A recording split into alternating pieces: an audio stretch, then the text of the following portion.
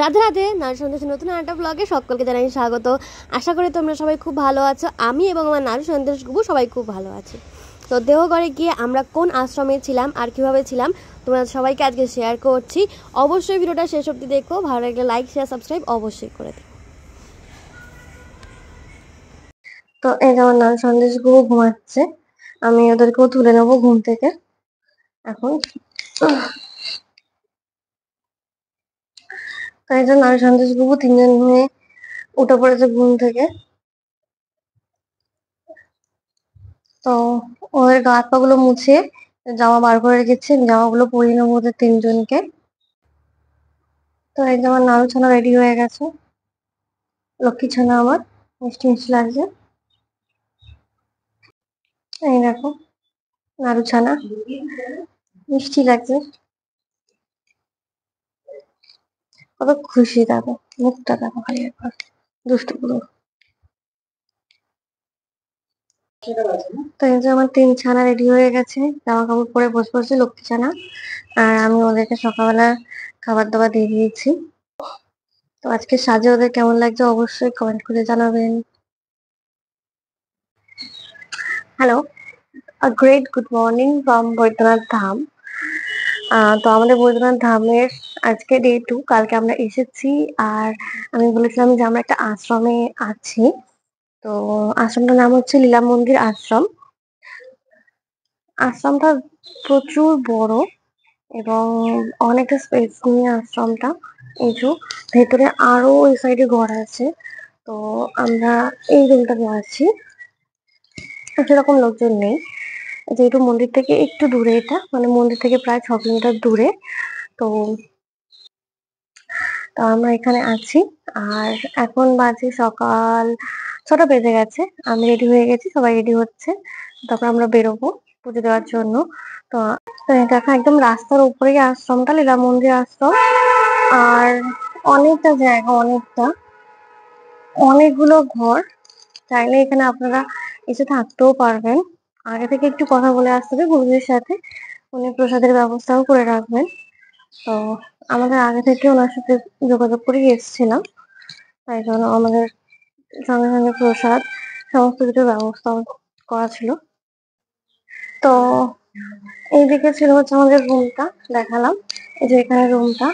আর এখানে হচ্ছে ওয়াশরুম, পরপর এখানে দুটো তিনটে ওয়াশরুম আছে। এখানে কিন্তু কোনো অ্যাটাচ ওয়াশরুম নেই। আর এটা হচ্ছে হনুমানের কীর্তি, হনুমান বেসিনটাকে ভেঙে দিয়ে গেছে। তো এই হচ্ছে গিয়ে ওয়াশরুম, অনেকটা জায়গা। আর সব থেকে ফেভারিট হচ্ছে এই জায়গাটা, পুরো গাছ ভর্তি। তবে কাল রাত্রিতে যখন আমি প্রথমে এখানে আসি একটু ভয় লাগছিল আমার, এত গাছ, পুরো অন্ধকার এখানটা ছিল। তবে এখন বেশ ভালো লাগছে। আর এখানে সবচেয়ে বেশি ভালো লাগছে সেটা হচ্ছে ঝিঝি পোকার ডাক, ঝিঝি করে সময় ডাকছে। বড় বড় গাছ পুরো এখানটাতে ভর্তি।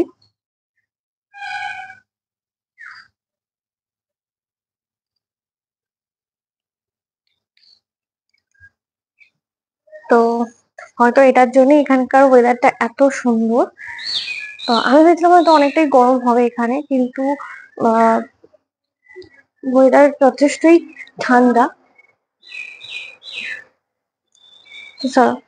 তো চলো, তোমাদের একবার আমাদের রুমটা দেখিয়ে নিই। এই যে আমাদের রুমটা, জুম করলে একদম প্রথমে দেখতে পাবেন নারী সন্দেশ গুবু এখানে সামনেই বসে আছে। আর এই যে আমার মা ফোন দেখছে বসে বসে।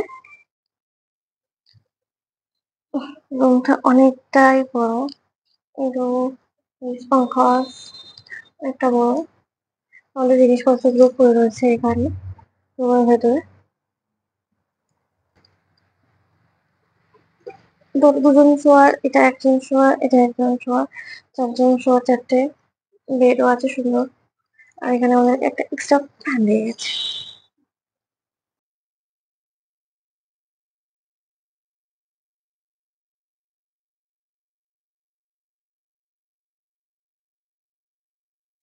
আর এই যে লীলা মন্দির আশ্রম, এখানে লেখা আছে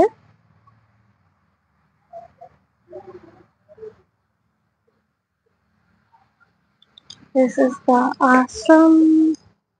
তো চলো বেরোই। তো চলো তোমাদেরকে লীলা মন্দির আশ্রমটা ঘুরে দেখাচ্ছি। আর আমাদের টোটোওয়ালা একটু পরে আসবে, যে টোটো আমরা যাকে বুকিং করেছিলাম।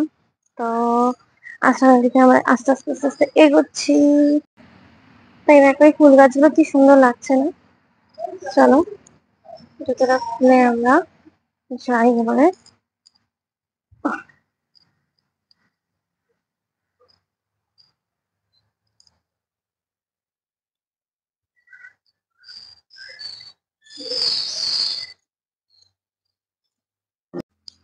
আর এই মন্দিরের পাশে হচ্ছে এটা, এটা রাধাকৃষ্ণ মন্দির।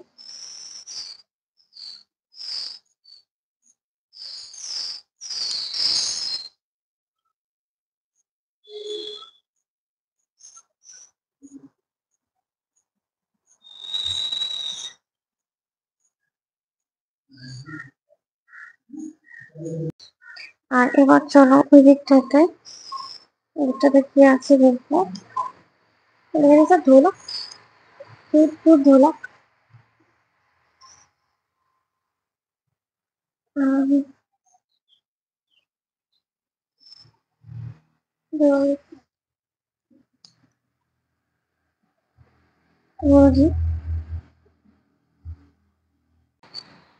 এই হচ্ছে